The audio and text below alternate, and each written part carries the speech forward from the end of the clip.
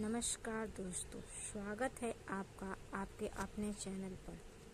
आज हम लोग class 12 biology chapter number 14 ecosystem, Hindi में पारितंत्र कहते हैं, को पढ़ेंगे, जिससे हर साल परीक्षा में बहुत सारे क्वेश्चन पूछे जाते हैं।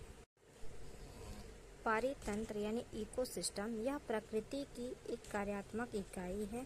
यहाँ जीव आपस में तथा आसपास के भौतिक पर्यावरण के साथ क्रिया करते हैं। इकोसिस्टम शब्द सबसे पहले ए.जी. टांसले ने 1935 ईस्वी में दिया था। पारितंत्र के प्रकार, टाइप्स ऑफ इकोसिस्टम। इकोसिस्टम निम्न 3 प्रकार का होता है: स्थलीय पारितंत्र, जलीय पारितंत्र और मानव निर्मित पारितंत्र। स्थलीय पारितंत्र वे पारितंत्र होते हैं जो स्थल पर पाए जाते हैं, जैसे जंगल, घास के मैदान। जलीय पारितंत्र वे होते हैं जो जल में पाए जाते हैं, जैसे तालाब, झील, नदी। मानव निर्मित पारितंत्र वे होते हैं जो मानव के द्वारा उगाए जाते हैं या बनाए जाते हैं, जैसे फसल के खेत या एक्वेरियम, जो मानव के द्वारा बनाए जाते हैं। पारितंत्र की संरचना, स्ट्रक्चर। पारितंत्र मुख्य रूप से 2 घटकों के मिलने से बना है: जैविक घटक, दूसरा होता है अजैविक घटक। जैविक घटक जो जीवित जीवों के मिलने से बने होते हैं, जैसे उत्पादक, उपभोक्ता, अपघटक। और उत्पादक वे होते हैं जो अपना भोजन स्वयं बनाते हैं। उपभोक्ता जो उत्पादक को खाते हैं। अपघटक जो सड़े गले पदार्थों को तोड़ते हैं। अजैविक घटक जैसे कि तापमान, प्रकाश, मिट्टी, पानी, हवा। पारितंत्र के कार्य। पारितंत्र मुख्य रूप से 4 काम है: पहला उत्पादकता, दूसरा अपघटन, तीसरा ऊर्जा प्रवाह और चौथा है पोषण चक्र। उत्पादकता, प्रोडक्टिविटी। सजीवों द्वारा प्रति इकाई समय में प्रति क्षेत्र में उत्पन्न जैव भार की मात्रा को उत्पादकता कहते हैं। उत्पादकता 2 प्रकार का होता है: पहला होता है प्राथमिक उत्पादकता, प्राइमरी प्रोडक्टिविटी। दूसरा होता है द्वितीयक उत्पादकता, सेकेंडरी प्रोडक्टिविटी। प्राथमिक उत्पादकता प्रकाश संश्लेषण के दौरान पौधों द्वारा बनाई गई कार्बनिक पदार्थ की मात्रा को प्राथमिक उत्पादकता कहते हैं। प्राथमिक उत्पादकता भी 2 प्रकार के होते हैं: पहला सकल प्राथमिक उत्पादकता, ग्रॉस प्राइमरी प्रोडक्टिविटी। दूसरा होता है नेट प्राथमिक उत्पादकता, नेट प्राइमरी प्रोडक्टिविटी। सकल प्राथमिक उत्पादकता पौधों के द्वारा प्रकाश संश्लेषण के द्वारा बनाई गई कुल ऊर्जा को सकल प्राथमिक उत्पादकता कहते हैं। नेट प्राथमिक उत्पादकता पौधों द्वारा श्वसन के बाद बची हुई ऊर्जा को नेट प्राथमिक उत्पादकता कहते हैं। द्वितीयक उत्पादकता उपभोक्ता के द्वारा कार्बनिक पदार्थ बनाने की दर को द्वितीयक उत्पादकता कहते हैं।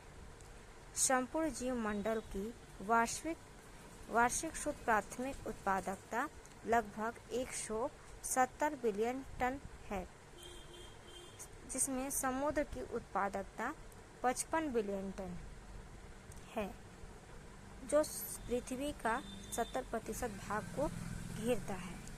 अपघटन यानी डिकम्पोजिशन, जटिल कार्बनिक पदार्थ को अकार्बनिक तत्वों में तोड़ना अपघटन कहलाता है। इसे पारितंत्र का सफाई तंत्र भी कहा जाता है।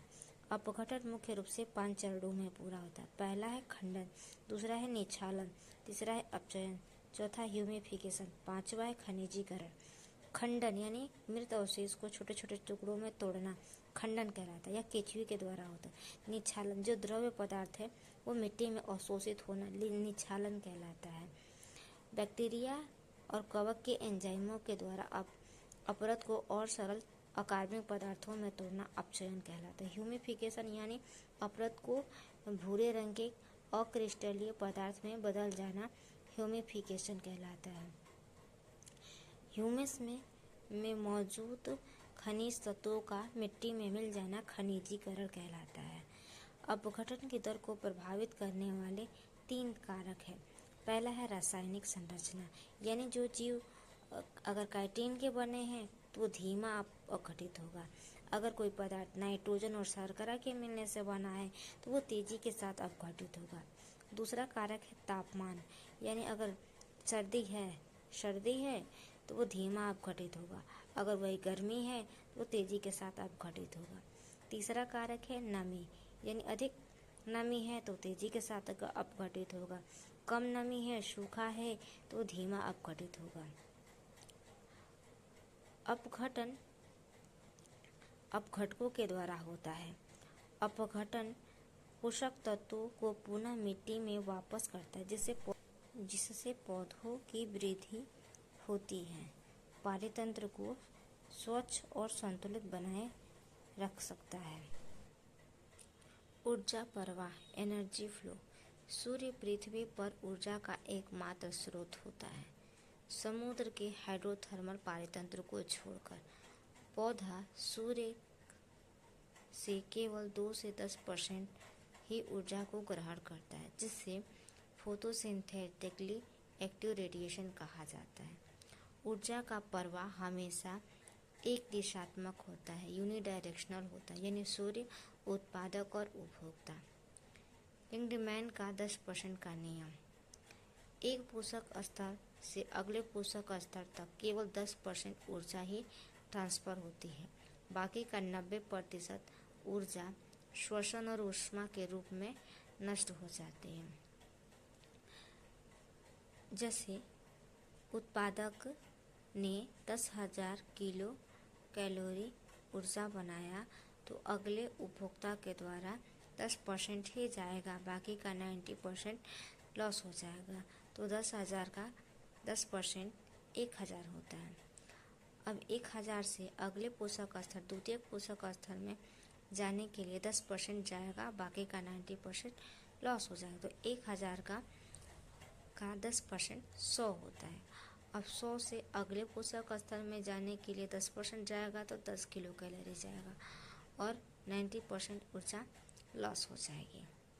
खाद्य श्रृंखला के प्रकार। खाद्य श्रृंखला 2 प्रकार का होता है। पहला चारण खाद्य श्रृंखला, दूसरा होता है अपघटन खाद्य श्रृंखला। चारण खाद्य श्रृंखला हरे पेड़ पौधों से शुरू होती है और बड़े जीवों पर जाकर खत्म हो जाती है, जैसे घास, बकरी, शेर।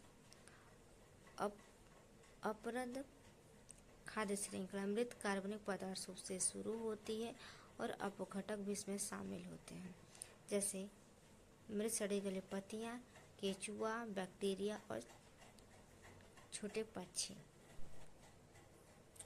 पारिस्थितिकीय पिरामिड, इकोलॉजिकल पिरामिड। पारिस्थितिकीय पिरामिड 3 प्रकार का होता है। पहला होता है संख्या का पिरामिड, दूसरा होता है जैव भार का पिरामिड, तीसरा होता है ऊर्जा का पिरामिड। पहला संख्या का पिरामिड प्रति इकाई क्षेत्र में प्रत्येक पोषण स्तर पर पाए जाने वाले व्यक्तियों की संख्या को दर्शाता है। घास के मैदान का पारिस्थितिकीय पिरामिड सीधा होता है। तालाब का पिरामिड सीधा होता है, लेकिन एक पेड़ का पिरामिड उल्टा होता है। जैव भार का पिरामिड प्रति इकाई क्षेत्र में प्रत्येक पोषण स्तर पर उपलब्ध कुल जैव भार को दर्शाता है।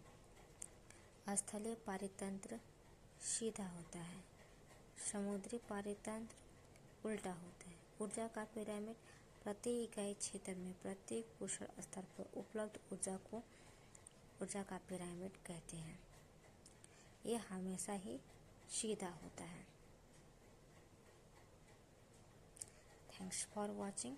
वीडियो अच्छा लगे तो लाइक कीजिएगा, शेयर कीजिएगा और कमेंट करके ज़रूर बताइएगा कि वीडियो कितनी हेल्पफुल रही, कितना उपयोगी रहा। Thank you.